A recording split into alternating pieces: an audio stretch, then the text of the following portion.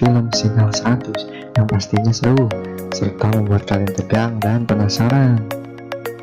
Untuk kalian yang belum tahu, Sinyal 100 adalah sebuah film horor thriller asal Jepang yang dirilis pada tahun 2020. Film berdurasi 90 menit ini mendapat rating cukup baik loh di situs IMDb, yaitu 60/100.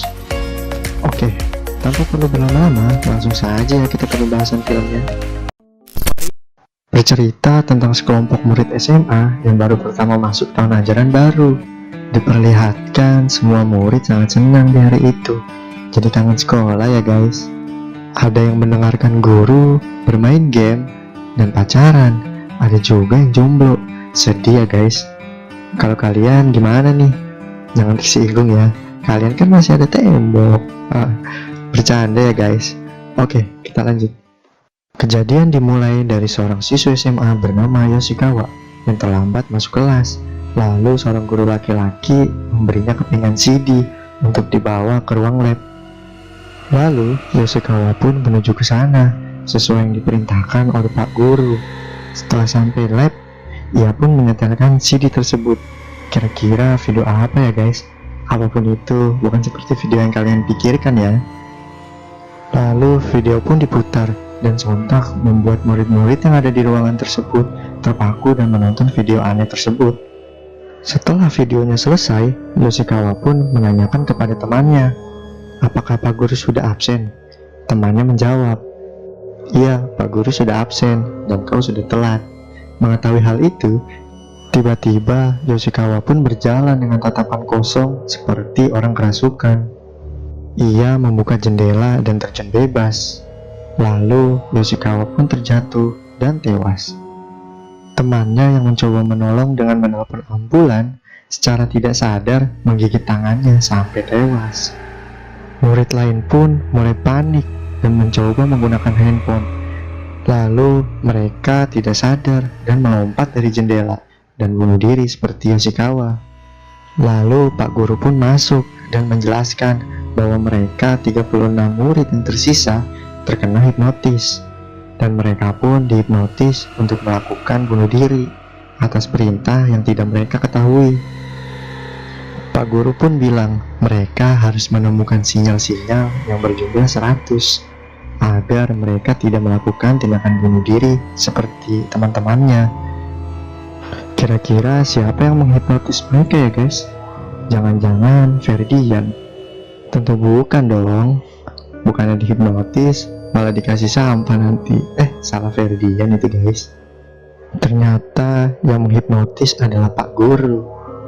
Pak Guru sudah menelpon ke semua orang tua murid kalau mereka akan menginap di sekolah untuk acara festival budaya. Jahat sekali ya Pak Guru ini. Lalu mereka pun keluar kelas untuk mencari petunjuk bagaimana cara melepaskan hipnotis ini. Seorang murid wanita yang mencoba keluar area sekolah langsung melakukan bunuh diri. Pak Guru pun bilang, saya akan memberitahu kalian cara melepaskan hipnotis ini. Lalu mereka semua kembali ke dalam kelas. Ketika Pak Guru sedang menjelaskan, lalu seorang siswi bernama Kashimura melawan dan meminta kepada Pak Guru untuk mengembalikan teman-temannya. Pak Guru pun menjawab, tidak bisa, mereka sudah mati. Tak lama setelah itu, Pak Guru pun duduk di dekat jendela, lalu dia terjun bebas dan mati. Mereka pun mulai tertekan dan tidak ingin mati. Setelah banyak perdebatan, akhirnya mereka sepakat untuk bekerja sama menemukan clue-clue yang berpotensi menjadi sinyal. Mulailah mereka berpencar, namun mereka tidak menemukan apa-apa. Seorang siswa bernama Wada datang membawa sebuah buku dari perpus berisikan informasi tentang hipnotis. Dia bilang bahwa hipnotis ini adalah hipnotis yang dilakukan oleh sebuah sekte dengan bahasa asing. Hanya Wada yang bisa membacanya, dan cara melepaskannya adalah menjadi satu-satunya orang yang hidup sampai akhir dan tidak terpengaruh oleh hipnotis.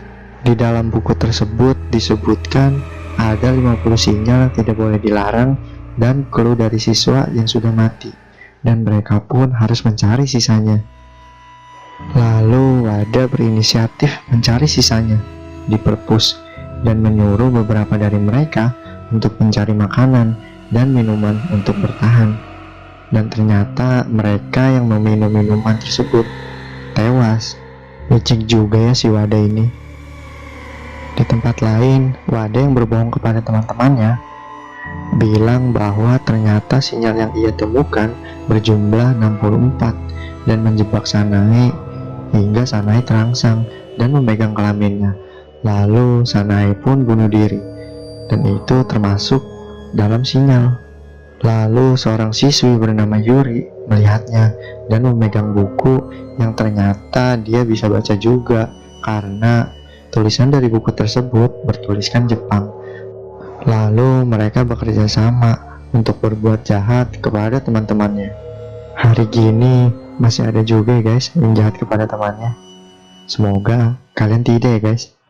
Lalu di dalam kelas, seorang siswa bernama Sota dan teman-temannya mencurigai bahwa Wada menyembunyikan sesuatu. Sampai pada akhirnya Wada diminta untuk meminum minuman oleh Kirino dan Kashimura. Kalau tidak terjadi apa-apa padanya setelah minum, mereka pun akan percaya. Wada pun meminumnya, dan giliran selanjutnya Kirino pun minum. Namun setelah Kirino pun minum, Wada langsung memuntahkan minumannya dan Kirino pun tewas, bunuh diri. Licik juga ya guys si Wada ini. Lalu Sota dan yang lain pun terkejut mengetahui bahwa Kirino pun mati. Sementara di dalam kelas, Wada dan seorang siswi SMA lainnya bekerja sama untuk memperalat teman-temannya agar menuruti perintahnya. Lalu Sota dan Sayonji pun bertemu dengan Wada. Sayonji pun berdebat dengan Wada sampai pada akhirnya Wada mulai aksinya dengan menunjuk Sayonji bersama 7 siswa yang diperalatnya. Lalu dia pun mati mencekik lehernya sendiri. Ternyata menunjuk 7 orang secara bersamaan kepada 1 orang merupakan sebuah sinyal juga guys. Lalu Kashimura dan Sota kembali ke kelas. Saat melewati kelas, mereka melihat 2 siswa yang saling berpandangan dan bunuh diri.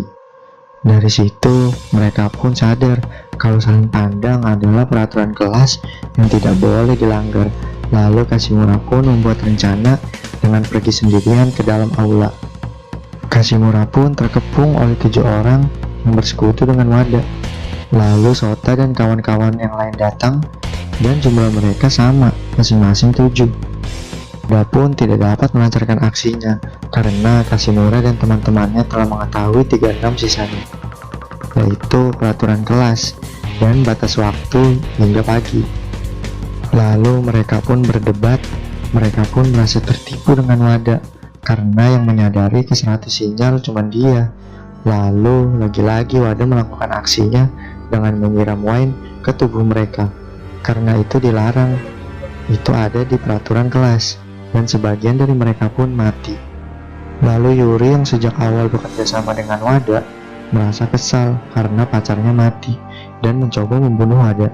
Tapi sayang seribu sayang, itu juga tindakan yang dilarang, dan ia pun mati bunuh diri. Lalu hanya tinggal tersisa 4 orang. Wada pun kembali dan menemui mayat Sanae dan mengambil darahnya. Setelah itu Sota pun datang. Ternyata mereka adalah teman masa kecil guys.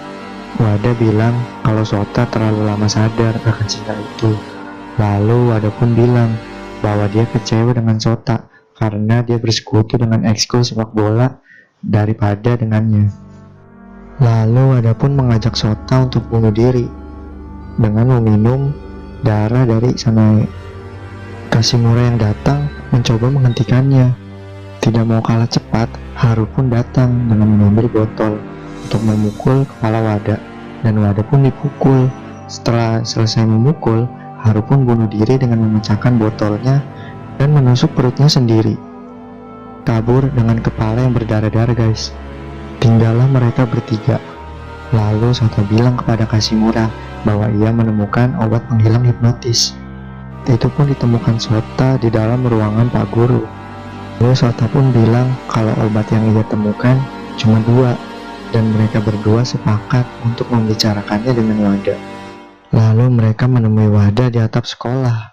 Sota bilang bahwa dia tidak bisa memberikan obatnya kepada Kashimura. Kashimura pun berkata, tidak apa-apa, karena sudah ditentukan dari awal bahwa mereka berdua lah yang meminumnya. Dan Kashimura pun menjadi satu-satunya yang bertahan dari hipnotis ini. Namun Sota berkata, bukan itu alasannya, ini hanyalah obat pengurang rasa sakit.